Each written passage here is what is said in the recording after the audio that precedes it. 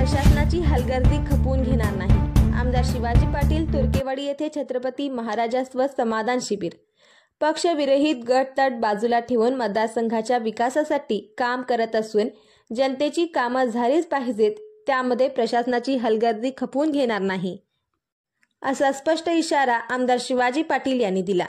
शनिवारी तुर्केवाडी येथे महसूल, वन विभाग व तहसील कार्यालयाच्या वतीने आयोजित छत्रपती महाराजस्व समाधान शिबिराचे उद्घाटन करून ते बोलत होते. अध्यक्षस्थानी सरपंच संजना ओळकर होत्या.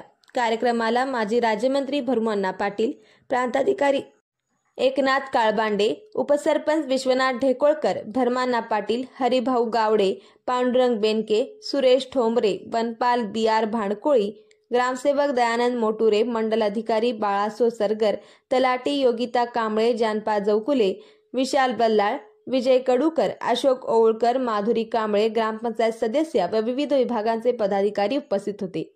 प्रास्ताविक तहसीलदार राजेश चव्हाण यांनी केले. आमदार पाटील म्हणाले, कोणत्याही अधिकाऱ्यांनी काम केले नाही तर मला सांगा, शक्य नसेल तर पत्र व्यवहार करा संबंधित अधिकाऱ्यांना, मग मी फैलावर घेईन, असेही त्यांनी सांगितले.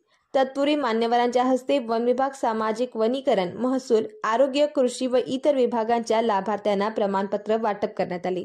बचत भवन दुरुस्ती, सुरळीत बस सेवा, तुडे यशवंतनगर रस्त्यावरील पूल सज्जा मोठा असल्याने पशुवैद्यकीय अधिकारी, तलाठी व ग्रामसेवक पूर्ण वेळ मिळावेत, अशी मागणी सरपंच ओळकर यांनी केली. सूत्रसंचालन प्राध्यापक सूरज सुतार यांनी केले, तर तलाठी गणेश रहाटे यांनी आभार मानले.